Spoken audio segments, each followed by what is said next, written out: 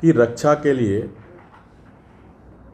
हमारे गरीब आदिवासी पूर्वजों ने, चाहे भगवान बिरसा मुंडा हो, सिद्धू कान्हू हो, फूलो झानो हो, तिलका मांझी हो, अनेक गरीब आदिवासी पूर्वजों ने, क्योंकि आज जो सरकार में काम हो रहा है यही काम अंग्रेज कर रहे थे कि यहाँ की खनिज संपदा को लूटने का काम, और इसी के खिलाफ हुलगलान हुआ था। और 2019 में अबुआ राज के नाम पर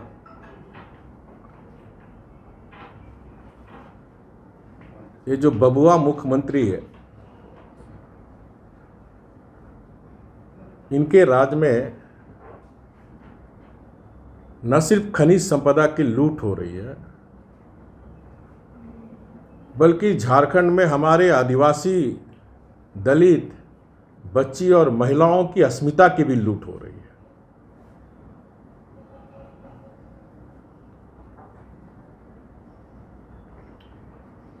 और जब ये बातें विपक्षी यानी भारतीय जनता पार्टी के कार्यकर्ता इस मुद्दे को उठाते हैं, या आप प्रेस के चौथे स्तंभ के लोग इस बात को लिखते हैं, क्योंकि अभी मैं गोपी का अंदर गया था तो एक प्रमुख थी लड़की, उसने बताया सर हम लोग इलीगल माइनिंग जा रहे थे तो उसको रोके, तो उन काठीकुंड में ट्रैवल लड़की थी, क्या नाम था उसका?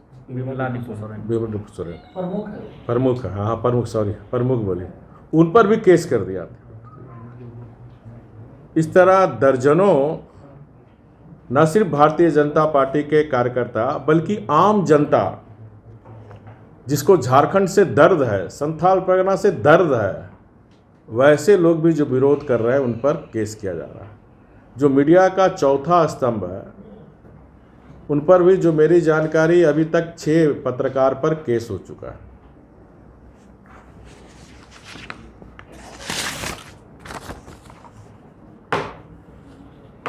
ये अहंकार सरकार, सिंडिकेट, बिचौलिया और माफिया पे चलने वाली सरकार की इतनी गरूर हो गई है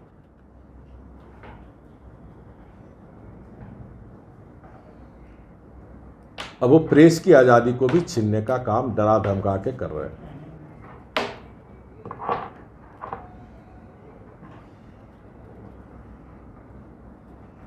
तो जिनका एक कर्तव्य होता है कि सच को उजागर करना, और उस सच को उजागर कर रहे हैं तो इस तरह दमनकारी नीति, तो मैं राज्य के जो अधिकारीगण हैं, चाहे वरिष्ठ हो चाहे कनिष्ठ हो, उनको ये चेताना चाहता हूँ, और उनको याद भी रखनी चाहिए कि हेमंत सोरेन की सरकार हमेशा के लिए नहीं है। लोकतंत्र है, सरकार आती है और जाती है, और ये भ्रष्ट सरकार तो अपने कारनामे के कारण बहुत जल्द ही जाने वाली है, क्योंकि स्वयं मुख्यमंत्री कल सदन के अंदर ये बात बोल चुके हैं कि हम जेल जाने वाले हैं। तो शासन प्रशासन न पक्ष न विपक्ष, निष्पक्ष होकर काम करने की ज़रूरत है। और जितने भी दबाव में फॉल्स केस हुए हैं, उसका राज्य के चीफ सेक्रेटरी डीजीपी से अनुरोध है कि सुपरविजन कराकर, चाहे वो बीजेपी कार्यकर्ता हो चाहे हमारे प्रेस के चौथे स्तंभ के पत्रकार बंधुओं पर हो, अविलंब इस पर कार्रवाई करे। विधायिका, कोई भी विधेयक हाउस से पास होता है, ठीक है, गवर्नर के थ्रू जाएगा सेंट्रल, लेकिन 9वीं अनुसूची में शामिल होने के लिए सर्वसम्मत विधेयक नहीं जाता, संकल्प जाता है। ये आप इम्पोर्टेंट मैं बात बता रहा हूँ। जैसे हम लोग ने विधानसभा सीट बढ़ाने का संकल्प, सर्वसम्मत प्रस्ताव पास करके संकल्प भेजा था, तो 9वीं अनुसूची में तभी शामिल होगा जब सर्वसम्मत संकल्प, तीनों ने तो कोई सर्वसम्मत संकल्प प्रस्ताव पास किया नहीं, तो 9वीं अनुसूची में कैसे जाएगा? इसीलिए विधि सम्मत नहीं है।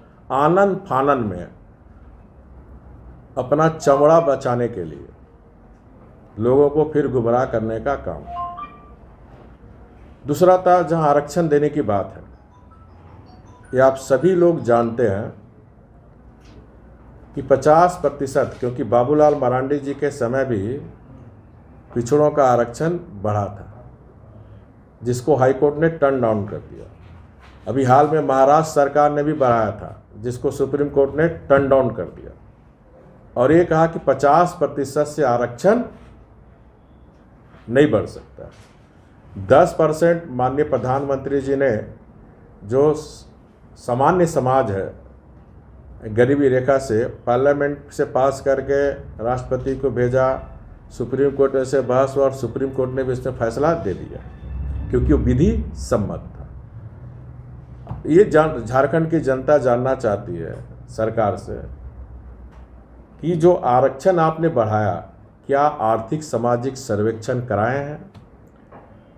हम भी आरक्षण के पक्षधर हैं कि पिछड़ों को 27% आरक्षण मिले, जिसकी जितनी जनसंख्या संविधान कहता आरक्षण मिलना चाहिए।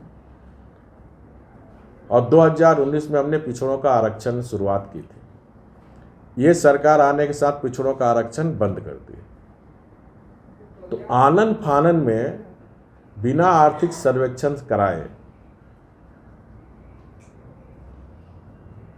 आरक्षण नहीं दिया जा सकता, विधि सम्मत नहीं है।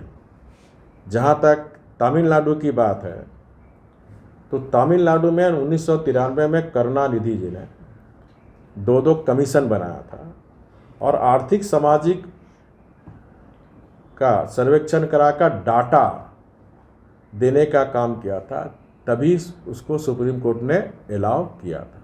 ये प्रक्रिया वर्तमान हेमंत सरकार ने नहीं की। दूसरा, किसी भी विधेयक में सबसे पहली धारा यह होती है कि विधेयक को किस तिथि से लागू किया जाना है। और आप सभी जानते हैं विधेयक में आमतौर से ऐसा प्रावधान किया जाता है, ठीक है, कि गजट उसका प्रकाशित होता है कि अमुक तारीख से यह कानून लागू होगा। और ये जो 9वीं अनुसूची की बात कर रहा है, तो ये बात सुनकर मैं स्तब्ध हूं, क्योंकि भारत की संविधान की 7वीं अनुसूची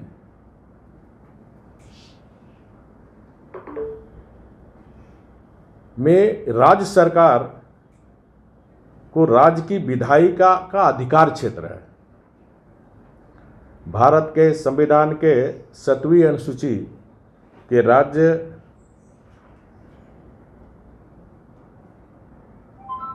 अथवा समवर्ती सूची में उपलब्ध विषयों के आधार पर राज्य विधेयक को राज्य सूची, समवर्ती सूची, उसके आधार राज्य सरकार के विधायिका के क्षेत्र में है, ठीक है। तो राज्य सरकार जब विधेयक लाए तो इसे लागू करने के लिए तिथि को आप 9वीं अनुसूची से जोड़ रहे हैं, और 9वीं अनुसूची भी आप जोड़ रहे हैं, तो 9वीं सूची को पास करा, आपने कोई प्रस्ताव तो आप पास कराए नहीं। इस तरह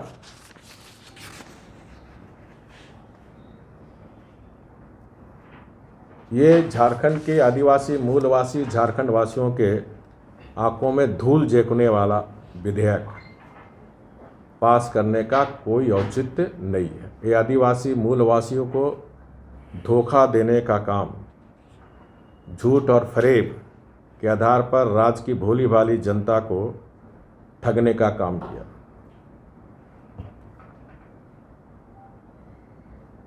दूसरा जो सबसे इम्पोर्टेंट बात है, नियोजन नीति, स्थानीय नीति आपने परिभाषित की, लेकिन जब तक नियोजन नीति से आप उसको नहीं जोड़ोगे, नियोजन नीति तीनों नियोजन नीति तो नहीं, और इनके संकल्प में भी नहीं था नियोजन नीति का, ठीक है, किसी विधायक ने रखा तो उसमें क्लियर कहाँ दिया कि थर्ड ग्रेड फोर्थ ग्रेड को उसके नियोजन नीति में हम लोग जोड़ेंगे। वो सिर्फ यही लिखा उसमें कि 1932 के खतियान वाले लोग सरकारी नौकरी में प्राथमिकता मिलेगी। प्राथमिकता भी नहीं मिलेगा। उसमें क्या वर्ड है इसमें दिखा दिखा दिखा सरकारी नौकरी पूरा, ठीक है। और भारतीय जनता पार्टी अस्पष्ट है। अस्पष्ट, भारतीय जनता पार्टी मानती है अगर सरकार 1932 के आधार पर स्थायी नीति निर्धारित करने की सोच लिए है तो अच्छी बात है, लेकिन कृपया स्पष्ट तो करिए मुख्यमंत्री जी कब से लागू होगा। ये मुख्यमंत्री जी का बौखलाहट में दिया हुआ बयान है, क्योंकि मुख्यमंत्री अच्छी तरह जान रहे हैं उनका जमीन खिसक चुका है और ये बौखलाहट वाला दिया हुआ बयान है। इसी तरह के बात लालू जी भी करते थे। क्या हुआ लालू जी का हश्र? एक सवाल है कि ये मैं चाहता हूं मुख्यमंत्री जी, अब आदिवासी एक बार 2019 में आपने ठग लिए, तो ठग मुख्यमंत्री के झांसे में अब आदिवासी मूलवासी झारखंडवासी आने वाले नहीं हैं। ठग धोखेबाज विश्वासघात मंत्री से झारखंड की जनता का विश्वास खत्म हो चुका और ये बात अच्छी तरह माननीय मुख्यमंत्री जानते हैं। इसीलिए बौखलाहट में अंड संड कानून भी बना रहा है, अंड संड बोल भी रहा है।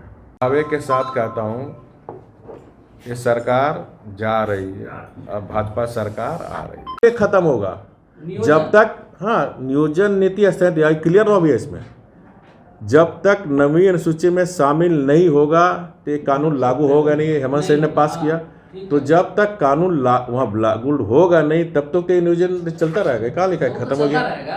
लेकिन अगर नवीं अनुसूची में हो जाता है तो उसके कैसे हो जाएगा भैया? फिर तो आपको पता है जबरदस्ती आप मतलब हो जाता, कैसे हो जाएगा? संकल्प आप वैधानिक परिस्थिति क्या है, जैसे कि विधेयक पास हो गया, सरकार, ठीक है, कि सदन सर्वसम्मत से, ठीक है, नवीं अनुसूची के केंद्र को भेजने के लिए एक प्रस्ताव पास करेगा।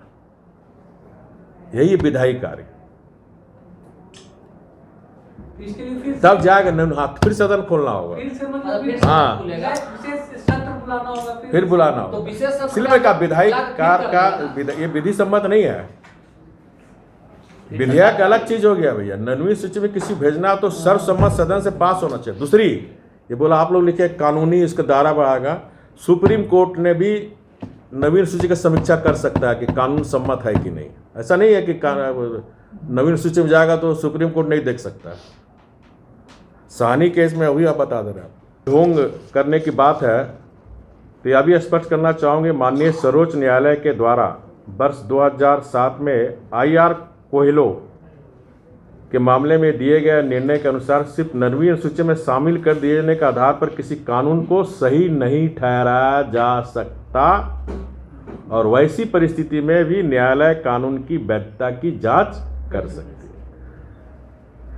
तो सोचने वाली बात यह है कि क्या राज्य सरकार अपने द्वारा बनाने गए कानून पर ही संदेह है? अगर ऐसा है तो विधानसभा का जनता की गाड़ी कमाई का रुपया क्यों बर्बाद किया? अच्छा, बीजेपी भी होने का नियत साफ है। आदिवासी मूलवासी अबुआ राज 2019 में यही बात किए थे। 3 साल हो गया। हम सरकार से सिर्फ इतना ही जानना चाहते हैं कि आपकी सोच 1932 की अच्छी बात है, तो आपने सदन के अंदर क्यों बोला खतियान के आधार पर परिवर्तन? आज जब ईडी का शिकंजा कसाया तो आदिवासी मूलवासी का अब घालमेल कर दिया पूरा। आप सारा डिटेल्स बता। इसका मैंने अभी आनंद फानंद करने के पीछे इसका कार्ड क्या? वोट पॉलिटिक्स, बस वोट बैंक की राजनीति, फिर बरगलाना, फिर लोगों को गुमराह करना, जिस तरह 2019 में गुमराह कर झूठ और फरेब की राजनीति। लेकिन गरीब आदिवासी अब इसके झांसे में आने वाले हैं, आदिवासी मूलवासी झांसे में आने वाले नहीं है।